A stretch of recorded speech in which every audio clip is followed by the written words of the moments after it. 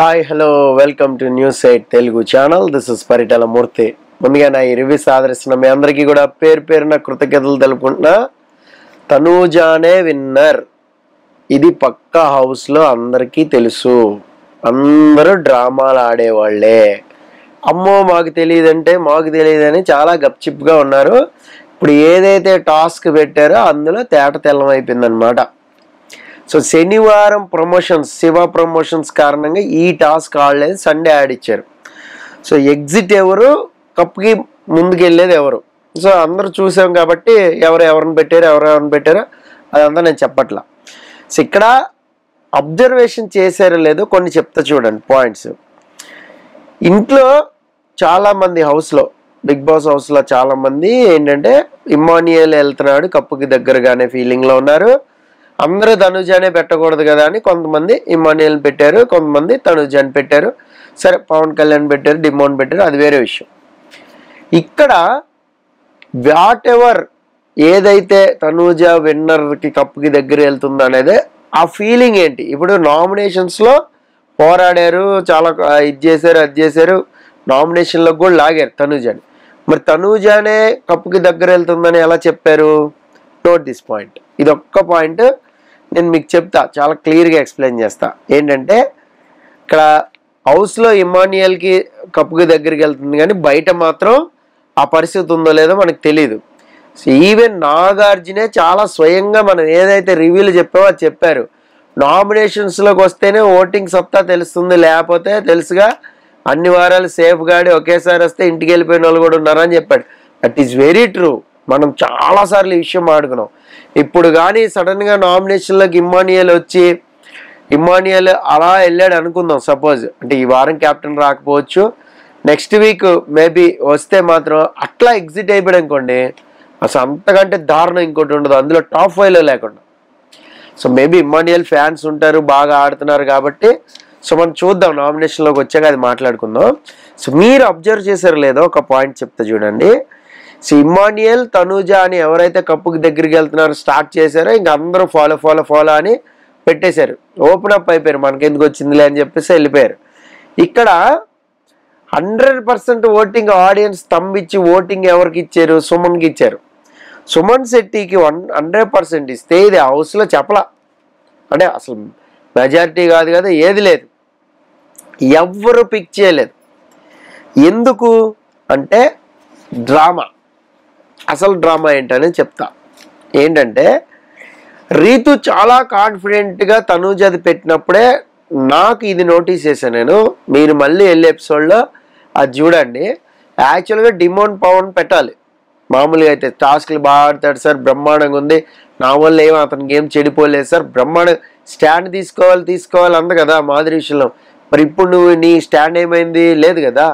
So ఇక్కడ నేను observe చేసిందంటే అది కూడా చెప్పింది, నాకు ఉంది సార్ కానీ ఆటపరంగా గేమ్ పరంగా వెళ్తుంది. అంటే ఎప్పుడైతే వీళ్ళు భరణి అండ్ దమ్ము శ్రీజ ఇద్దరు బయట నుంచి వచ్చారో దేర్ ఎండ్స్ ద మ్యాటర్. అదే రోజు జరిగిపోయింది, నైట్ డిస్కషనే జరిగిపోయింది. ఎవరు విన్నర్ అంటే ఇండైరెక్ట్ హింట్ అనుకోండి, డైరెక్ట్ హింట్ అనుకోండి, డైరెక్ట్ మాట్లాడేవనుకోండి, చెప్పేశారు. అందుకే మీకు కళ్యాణ్ గేమ్ చూసినా కొద్దిగా డల్ అయింది, డౌన్ అయింది.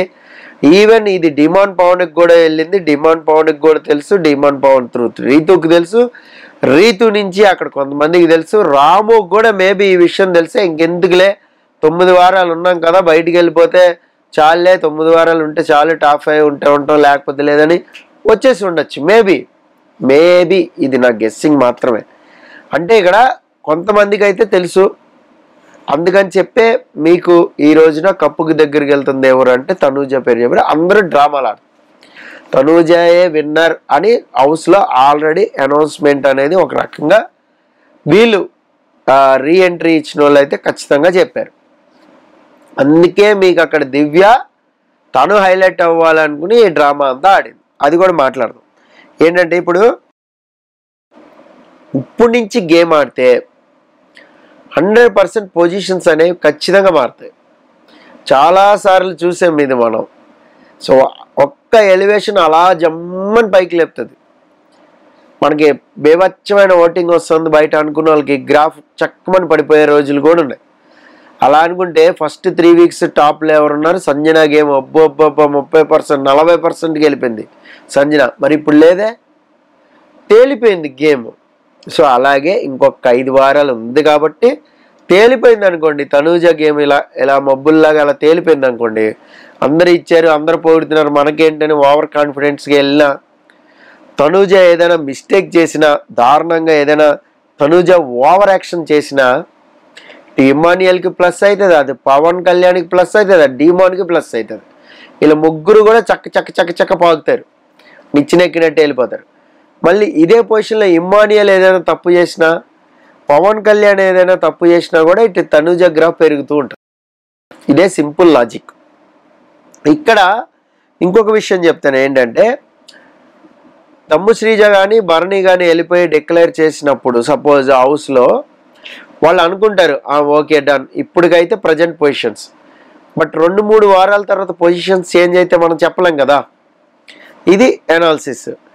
ఇంకొకటి ఏంటంటే, డ్యామ్ షూర్ హౌస్లో ఖచ్చితంగా అందరూ నోటీస్ చేశారు ఇమ్మాన్యుయల్ వర్సెస్ తనూజానే జరుగుతుంది.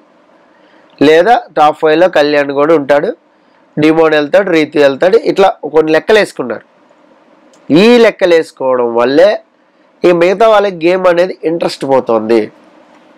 వాట్ ఎవర్ జరిగింది ఏదైనా కూడా ఇంట్రెస్ట్ అనేది పోతుంది. గౌరవ్ విషయంలో ఇమ్మాన్యుయల్కి చిన్న మిస్టేక్ జరిగింది, అది మనందరం మాట్లాడుకున్నాం. మనకి ఇలా పడిపోయింది, అటు తనూజ గ్రాఫ్ పెరిగిపోయింది. ఇప్పుడు నామినేషన్లోకి వస్తే అంత పెద్ద ఓటింగ్ అనేది ఉండదు ఇమ్మాన్యుయల్కి. మళ్ళీ ఆయన పైపుల్ టాస్క్ ఆడాడే అలా ఆడాలి, లేదా పవర్ అస్త్ర టాస్క్ ఆడాడు కదా, ఆ రేంజ్లో ఆడితే కానీ రాదు. ఆ రేంజ్లో ఈ వారం టాస్క్లు ఆడాలి. మరి ఈ వారం కెప్టెన్ కదా, మళ్ళీ ఆయన కెప్టెన్షిప్లోనే చాలామంది గొడవలు పడతా ఉన్నారు మొన్న. మరి ఇప్పుడు ఏమవుతాయి అనేది మనకు తెలియదు. ఇక దివ్య డబుల్ గేమ్ని అయితే చాలా క్లారిటీగా చూపించారు. నేను ఆల్రెడీ ఈ విషయంలో నా అనాలిసిస్లో నేను చెప్పా, దివ్య గేమ్ స్టార్టింగ్కి ముందే గౌరవ్తో మాట్లాడింది, నీకు ఛాన్స్ వస్తే తీసేయని, తనూజాని తీసేయండి. మేబీ తన స్ట్రాటజీ అయ్యి ఉండొచ్చు, అంటే మిగతా వాళ్ళు పోతే నన్ను కెప్టెన్ చేస్తారా అని అనుకుని ఉండొచ్చు. కానీ అది రాంగ్ స్ట్రాటజీ. అది ఇక్కడ రీతు ఉంది, తనూజ ఉంది. ఇదే నువ్వు రీతుని తీసేయమని ఎందుకు చెప్పలా, తనూజానే ఎందుకు చెప్పావు? సుమన్ శెట్టి ఉన్నాడు, సుమన్ శెట్టిని తీసేయమని ఎందుకు చెప్పలా? అంటే ఇక్కడ ఆల్రెడీ కెప్టెన్ అయిన వాళ్ళని గ్రూప్గా మాట్లాడుకున్నారు. వాళ్ళు ఆల్రెడీ కెప్టెన్ అయ్యారు, ఈ వంకతో తీసేస్తారు అని చెప్తే అది చాలా సేఫెస్ట్ పాయింట్. నేను హౌస్లో ఉన్నా అదే చేస్తా. ఆల్రెడీ కెప్టెన్ అయ్యా కదా బ్రదర్, నేను ఇప్పుడు తనుజకి ఇద్దాం అనుకుంటున్నా, లేదా రీతుకి ఇద్దాం అనుకుంటున్నా, చూడాలనుకుంటున్నా కెప్టెన్షిప్ అని వాళ్ళిద్దరికి ప్రయారిటీ, టాప్ ప్రయారిటీ ఇస్తారు. ఎవరైనా చేసే పని అదే. ఎన్ని సీజన్లు చూసినా ఇది మాత్రం మారదు. హౌస్ మేట్ సపోర్ట్ తీసేసి టాస్క్లు పెట్టండి, కెప్టెన్ అవుతారు. బిగ్ బాస్ అలా ఉండదుగా, లింక్ పెడతాడు, వాళ్ళకి వాళ్ళకి జుట్టుముడి పెడతాడు. ఇప్పుడు ఆ టాస్క్ ఎందుకు డిజైన్ చేశారు చెప్పండి? గౌరవ్ పవర్ పోతుంది, బ్లెస్సింగ్ పవర్ పోతుంది నువ్వు కాల్ మాట్లాడితే, లేదా నువ్వు లెటర్ తీసుకుని నీ వాయిస్ వినాలనుకుంటే మీ సిస్టర్ది పవన్ సీజన్ మొత్తం ఇమ్యూనిటీ ఉండదు. పవన్ ఏదైనా కావాలనుకుంటే నిఖిల్ 2 వారాలు నామినేట్ అవ్వాలి. సపోజ్ ఇతను చేసాడు అనుకోండి 2 వారాలు నామినేట్, అతను ఎదురు తిరుగుతాడు కదా. ఇదే లింకులు పెడతాం అంటే ఒక ఫైర్ రావడం అనేది. ఇక్కడ ఏంటంటే దివ్యకి గౌరవ్ దగ్గరికి వెళ్ళి దివ్య చాలా క్లియర్గా చెప్పింది తీసేయమని. తన అవకాశం కోసమే చూస్తుంది, ఆ అవకాశం కోసం చూసింది, తీసేసింది. ఇక్కడ పవన్ కళ్యాణ్కి మాట ఇచ్చిందా? పవన్ డిమోను మీరు మళ్ళీ చూడండి, చాలా పర్ఫెక్ట్గా చెప్పాడు. 3 విషయాల్లో మిస్టేక్ చేసింది సార్ అని చాలా కరెక్ట్గా చెప్పాడు. కళ్యాణ్కి మాట ఇచ్చి తప్పింది, ముందుగా స్ట్రాటజీ అనుకుంది, అది బ్యాక్ ఫేర్ అయింది. అంతే, మన తీసుకున్న గోతిలో మనమే పడతాం అంటారు చూసారా, అది ఇదే అనమాట. సో చాలామంది ఒక్క డౌట్ అడిగారు ఏంటంటే, నాకు మెసేజెస్ కూడా చాలా వచ్చాయి, మీరు కూడా కామెంట్ చేయండి.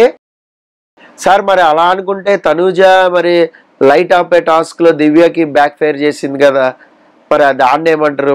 బ్యాక్ స్టాప్ అంటే వెన్నుపోటు పొడిచింది కదా, దాన్ని ఏమంటారు అంటే, అక్కడ తనూజ ఎక్కడా కూడా నేను నీకు సపోర్ట్ చేస్తానని చెప్పలా. Number 1 point. నెంబర్ 2, అక్కడ భరణి కూడా ఉన్నాడు. సో తన ప్రయారిటీ భరణినే ఉండే, తనకి తన సెల్ఫ్ ఉండే. అంటే ఇప్పుడు తను తీసేసింది అని గెస్ చేయలేని వాళ్ళు చేయాలి తను. కళ్యాణ్ తను పేరప్పు ఆడి ఆ టాస్క్ అక్కడ వరకు వచ్చారు కాబట్టి కళ్యాణ్ని తీయలేదు. మీకు ఎక్కడా కూడా బ్యాలెన్స్ లేదు, అక్కడ వేరే చాయిస్ లేదు. చాయిస్ లేక ఏం చేసింది, దివ్యని తీయడం వల్ల అక్కడ దివ్య గెస్సింగ్ రాంగ్ అయితే దివ్య వెళ్ళిపోతుంది.